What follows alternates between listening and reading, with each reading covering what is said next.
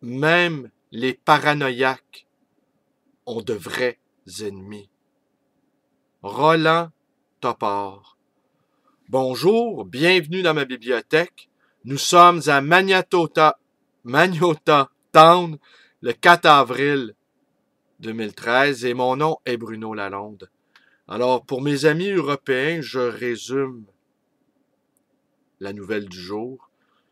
Une jeune femme de 20 ans a été arrêtée hier à Montréal par la police de Montréal, le SPVM, et elle a été accusée de harcèlement criminel. Et quand elle fait, cette jeune femme, elle a posté sur Instagram une photo qu'elle a prise dans le quartier Hochelaga-Maisonneuve, quartier pauvre de Montréal, en proie présentement à la spéculation fiévreuse de l'immobilier. Et cette photo est un graffiti du porte-parole de la police de Montréal, Yann Lafrenière, un dessin où on le voit avec un trou de balle. C'est un dessin. Mais quel est le but de cette opération? D'arrêter cette militante qui a participé, semble-t-il, à beaucoup de manifs nocturnes et qui a été verbalisée 3 fois, c'est-à-dire qu'elle a eu des amendes en vertu du code municipal. On l'a arrêtée chez elle et on l'a interrogée pendant 4 heures. Et après ça, on l'a accusée. Alors, quel est le but de toute cette opération? Eh bien, sachez une chose maintenant. Vos conversations sont écoutées. Vos commentaires sont lus sur Facebook. Vos vidéos sont écoutées. Et franchement, là, je vous cacherai pas que j'ai peur. J'ai peur de leur violence. J'ai peur de leur arbitraire. Et j'ai peur également, non pas de ma propre violence, parce que, m'ayant sondé, je ne suis pas un homme violent. Et je ne suis pas stupide non plus. Le rapport de force est tel que même envisager l'option de la violence relève de la stupidité. Et je ne me gargariserai pas de mots inutiles. Non, ce dont j'ai peur, c'est ce fascisme rampant qui est en train de se mettre en place au Québec. Et je crains pour ma propre sécurité. Et ce dont j'ai peur également, c'est de ma propre lâcheté. Vais-je finir par me taire? Vais-je finir par m'abriter derrière ma muraille de livres et fuir cette réalité qui devient de plus en plus atroce, qui devient de plus en plus pénible? Il y a une dégradation incroyable de l'atmosphère au Québec. J'ai fait une vidéo il y a quelques jours qui s'appelait justement Magnota Town. Et plusieurs ont craint pour ma santé mentale. C'est une vidéo un peu où je déployais mes talents de comédien. J'en ai mis un peu. Mais ce que j'ai ressenti à la vigile contre la brutalité policière vendredi dernier, c'est la peur. La peur est présente, la peur est prégnante. C'est très grave quand des citoyens pacifiques commencent à avoir peur. Et cette petite poignée de manifestants de vendredi dernier, eh bien, c'est le baroud d'honneur de cette ville qui n'a plus aucune crédibilité quant à moi. Et toute la province de Québec non plus n'a plus aucune crédibilité. Je le dis franchement, si on s'est fait entuber à ce point-là, c'est avec notre complicité.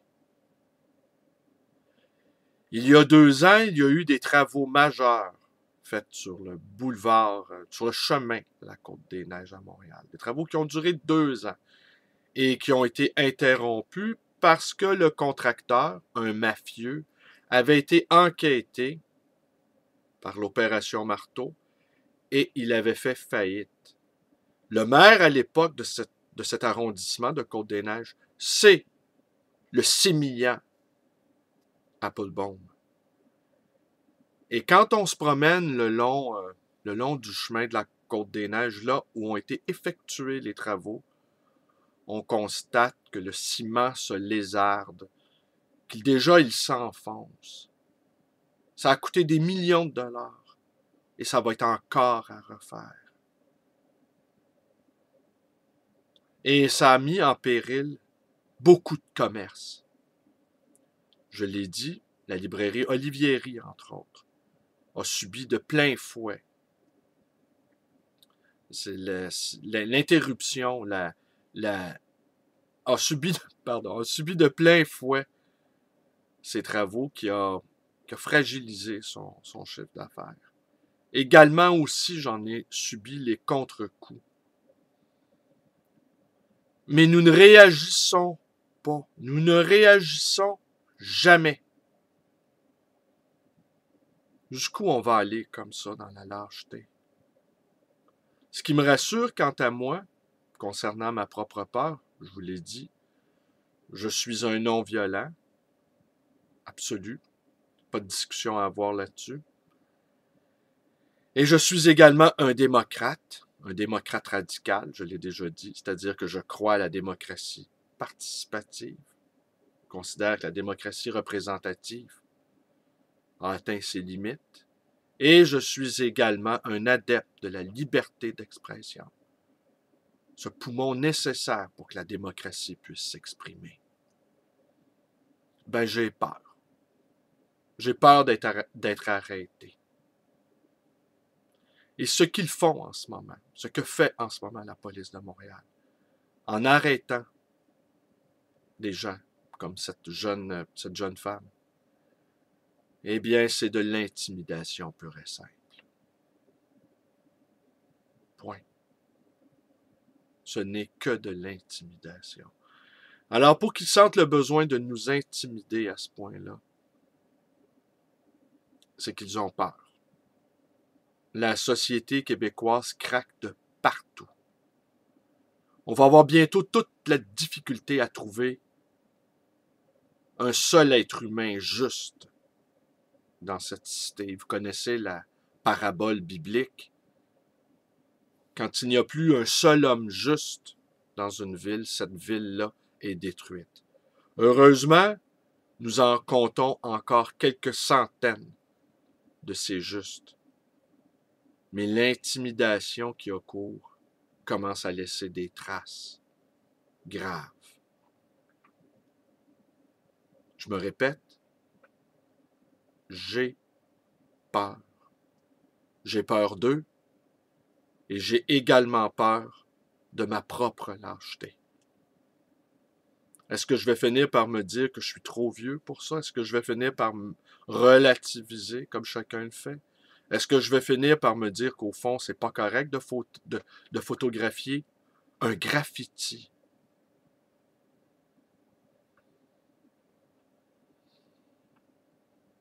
Alors, je vais vous quitter là-dessus, simplement, en vous faisant cet aveu. J'ai peur. J'ai peur de ce qu'ils peuvent me faire. J'ai peur de ce qu'ils peuvent vous faire. J'ai peur pour cette jeune femme. J'ai peur pour nous. J'ai peur de ma propre lâcheté. J'aurais envie de vous dire, prions maintenant. Tellement l'heure est critique. Je vous remercie d'être avec moi. Si vous n'êtes pas trop découragé d'avoir entendu ce que vous venez d'entendre, ben, abonnez-vous à ma chaîne. C'est une chaîne d'un homme qui ose s'exprimer. C'est tout ce que j'ai. Ma parole. Vous pouvez me téléphoner aussi si vous ne craignez pas d'être écouté. par les services secrets canadiens, par la GRC, par la SQ, par la police de Montréal. Vous pouvez me rendre visite à cette librairie d'occasion et d'anciens, les livres voyageurs, dans le dévasté quartier Côte-des-Neiges à Montréal. Et vous pouvez également aller visiter ma page Facebook. Je ne sais pas si je vous recommande de devenir un ami. On va vous enquêter. On est tous sous observation. Mais ceux qui parlent, ceux qui prennent la rue, ceux qui marchent, eux, ne sont plus qu'observés. Ils sont en voie d'arrestation. Alors voilà. Merci. Bonne journée. Portez-vous bien. Le Canadien a perdu hier. Hein? Le club de hockey canadien a perdu hier contre les Flyers de Philadelphie. Ça, c'est important.